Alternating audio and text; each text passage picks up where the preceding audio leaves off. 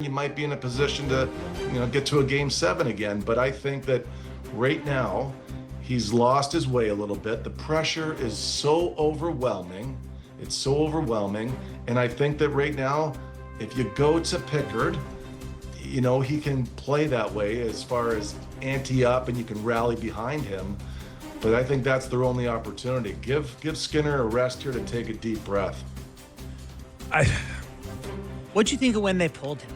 Yeah, I know the guys on the panel were talking about it in between periods, and I think it was Kelly Rudy that said, I'd leave him in there to battle. But are you still in it? Are you still in it? I'm DeBoer. At like 2 or 3 in that game, I'd have been Would you have okay. pulled them after 40 minutes? Would you have pulled them and not get to that next goal? Yeah. Yes.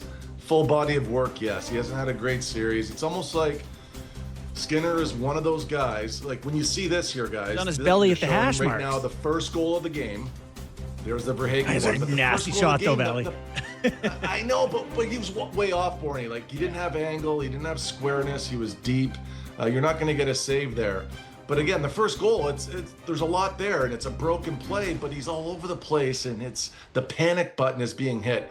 When a goalie has a game that they're not happy with, it's mostly because they abandoned their game, their style. They didn't play with their stuff.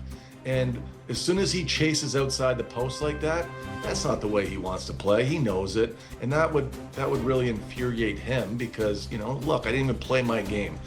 Guys, there's so much pressure. I'm going to tell you a quick story. All right, so it's 2009. We are up 3-1 against Washington, and we are handing them the series because we were about to anyway, because Torts throws the water bottle into the stands and gets suspended for a game. Now, that hurt everybody, and I remember saying to my wife, you know what, we're up 3-1 right now, but it doesn't feel like it because that's just how well Hank is playing at this point. So now Torts is not our coach behind the bench because of the incident, and I go into game 5, halfway through the game, I finish it. I go through at halfway point of game 6 and I finish it. And now we're playing game 7 in Washington. And you'll get a kick out of this, Kipper, because it's Rammer, our trainer. In, Jim Ramsey. He comes up to me, Jim Ramsey comes up to me before, probably 30 seconds before warm-ups. I'm just about to put my helmet on.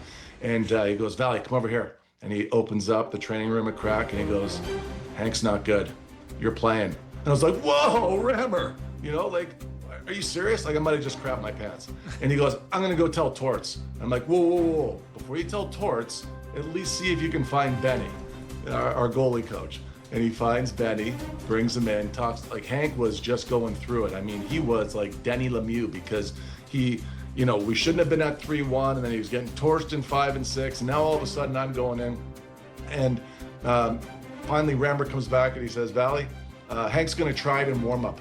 We go into warm up, and I'm telling you, he doesn't even touch a puck. Like it just wasn't going well. And I know Hank better than anybody at this point. I'm like, I'm probably playing tonight. Yeah. And Rammer says again, Valley, be ready. I don't know if you noticed, but he wasn't looking too good in warm up. So I'm like, yeah, no, Yeah, I noticed. Of course I saw that, Rammer. Thanks, Tips. So, anyways, we go into the second period. We're losing 1-0 in the second period on a flutter. We end up tying it 1-1. There's a wrist shot at the end of the third period that goes over Hank's shoulder. We end up losing this game 2-1. It was actually Fedorov from distance. And I never forget it, but I get on the plate afterwards and Gober and Chris Drury come over. They're like, Valley, what'd you think about that goal? Do you think Hank should have had it? I'm like, look at these guys like, do you have any idea what I've been through? Yeah. The emotional roller coaster is heavy. No, but it's like, you get so banged up mentally, physically. Hank was just, carried our team for probably 30 games to get there in the first place, overwhelmed in the first round series. And you don't know, I'm just saying, like if you've seen the best guys go through it the way I have in a lot of cases, I've seen Roberto and Rick DiPietro and, I've talked to you about Jason LaBarbera, like I've seen these guys manage it and it can be just so heavy. I just think that at this stage, you know what you do with Skinner? You bring him in. And if you're the coach, you bring him in, you say, Stu, how you feeling? Do you think you're all right for the next game? And if he hesitates for a split second, he's not okay. you need to look at him in the eye that way. And I've told you guys stories of being in the coaching room where we bring a guy in and say, hey, you're playing again tomorrow. And they say, well, you said I only had to play Friday night. Yeah. You know, like, okay, guess what? You're not playing Yeah, now. change their mind.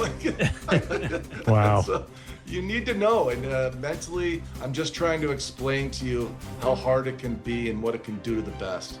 You're watching and listening to Steve Valiquette, analyst for MSG, CEO of ClearSight Analytics. So you can speak of this, playing the position, but all of this talk about Bennett and Florida bumping the goalie, did it get to the point where it maybe, I don't know, just absorbed him a little bit too much?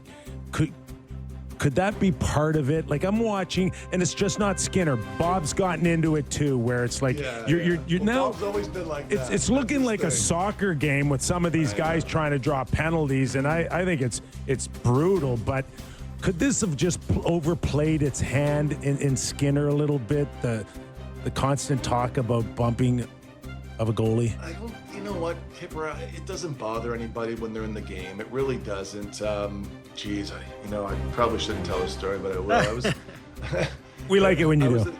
Yeah. In the OHL. I was playing against this kid named Chris George, who's like 6'6", just nasty, 250 minutes, playing for Barrie at the time. And I came under him and hit him in the undercarriage, and like he went down, and I heard from his teammates after the game, he wants to kill me. Like, he physically wants to kill me because he was puking after the game because I hit him in the nuts so hard. And I never did that again. Like, I didn't do it again. Now, I sort of did it because I knew I wasn't going to play against him again. Very safe on the bench. Yes, smart man.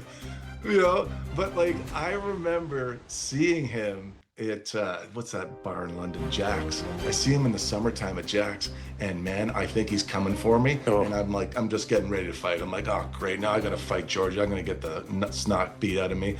And he comes up to me, he's ready to say something, and I just hand him my beer. I'm like, I'm sorry, man. Like, no hard feelings. But I'm telling you, Did it I work? didn't do that again. I did not do that ever again. I apologize to him, Chris. If you're listening, man, I really apologize for that. And you just, in the back of your mind as a goalie, you don't go there because it can go past the line where it interferes with your focus. And look, Bob, when I watch Bob play right now, I'm very impressed with how quickly he sets his feet and how active he gets out of his crease. Like, we're talking about the reverse there from Stu coming out slow. I would advise Stu, don't use that move, buddy. Honestly, just stay on your feet the whole time. And whereas with Bob, I'm watching him force out, set his feet in the white paint and be solid. And he's forcing a lot of shots wide because of it. And he's so big. Like, you see that save right there? I know that not everybody can see it, but it's a save that Bob misses with his glove, but because he's out